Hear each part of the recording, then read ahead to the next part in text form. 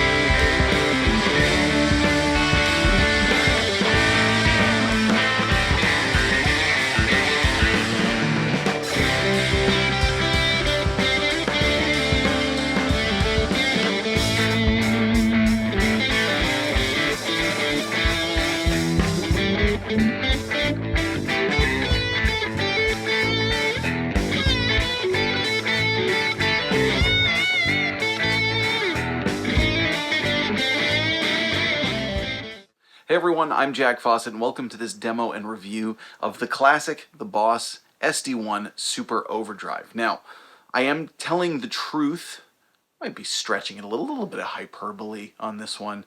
I didn't necessarily hate this pedal, it just wasn't for me. It definitely had its uses and things, but this is your classic asymmetrical overdrive. Now, I did have one before and was really unimpressed with it. Let's say that. Hate is a strong word, but definitely not something that I wanted to use. The one that I had a real raspy bittiness to it, almost like a bias thing going on, like the dying battery kind of sound. And no, there was not a dying battery in it. I checked. It just had this thing where it didn't really fatten up, it didn't really smooth out, it had this kind of lower mid flubbiness.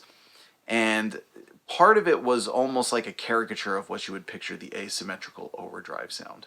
Now, I almost wonder if the one that I had may have had some problems, because this one, this is a new one that I got my hands on, is really nothing like it. It's much smoother, it's much fatter, it's got a lot more sustain and a lot more drive.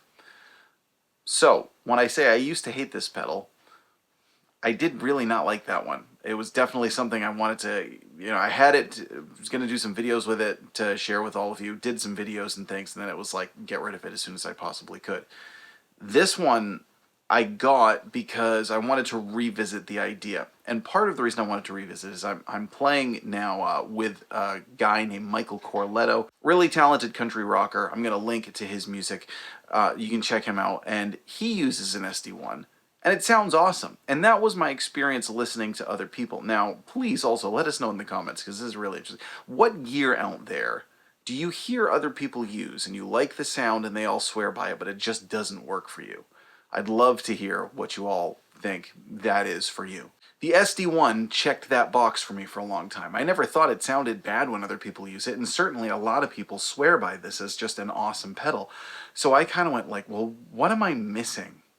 What was it about that other one that just didn't click with me? I kind of said, well, maybe I'll get my hands on another one and see what we can do here. And this one is just awesome. It really, really rocks, for lack of a better word. Now, it definitely has a thing that it does. It's not necessarily a crazy versatile pedal. It's just got a sound, and there's certain ways you can tweak the sound, but it does the SD-1 thing, which again is the classic asymmetrical overdrive. Now, to show it off, as you've already seen a little bit, I'm playing it through 2 different rigs to show you how it kind of maintains its character, but also it is versatile in the sense that it can sort of assimilate into a bunch of different rigs and sound good. So for the Fender Telecaster, I'm plugging into a Fender Princeton Reverb, and with the Gibson Les Paul, I'm plugging into a Vox AC30 C2X with the Alnico Blue speakers, and that is going straight into the normal channel. Now, in the Vox, I also have the amp relatively overdriven on its own, which you'll hear coming up. The Princeton is totally clean, but the Vox has got some drive from the amp. So again, 2 totally different rigs, not only just in their character, but also set up differently with the clean versus the overdriven. I was really pleasantly surprised. I will also say that I actually think this might be one of my favorite overdrives for a Vox AC30. If you're a Vox player, this one really, really gets the sound. It just integrates with the amp beautifully. Now, I've also heard a lot of players say that about Marshall amps, that this is a great one for pushing Marshall amps, and I can kind of get that. It gets almost like that 1980s rock tone. Not quite a metal sound or hard rock, but it definitely gets that kind of upper mid-rangey snarl that you expect from classic, big Marshall stacks and arena rock bands in the 1980s. Now, I'm going to guess that a lot of you use this pedal, so please let us know in the comments. Do you use it? Do you like it? Are you one that was like me where does it not work for you? Again, pleasantly surprised, and I'm going to thank Michael for having it on his board just so I could hear it and be like, I got to give this thing another shot because maybe something just wasn't clicking for me at the time. Now, if you are interested in picking up one of these pedals, you will find a link in the description as to where you can buy it. That is an affiliate link. If you shop through that link, not only can you get some cool gear, but you can support my channel. In the process, if you want to find other ways to support the channel, further down in the description, you will find links to a tip jar. And hey, also, just go download some tunes. It's good stuff. It's like, whatever. It's not a big deal. It's like, it's cool. It's fine. It's all great ways you can support the channel. You can also find a link to my personal gear recommendations on my webpage if you want to see a whole list of gear that I swear by, stuff that I use, stuff that I have used. Some of it I've used but had to sell and now I miss it and want it back.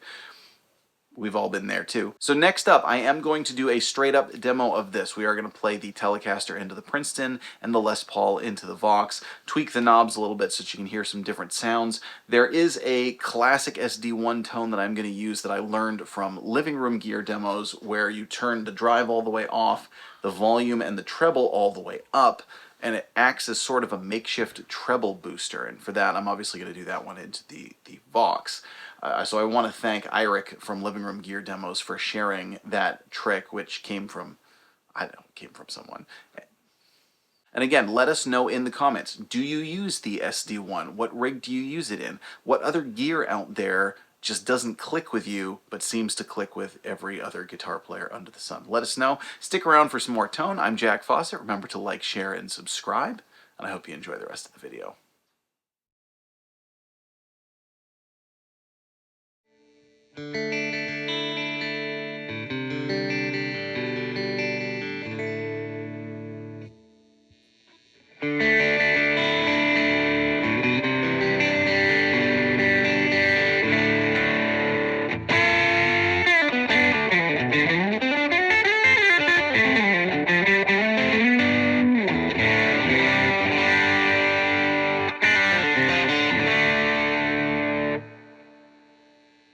Yeah.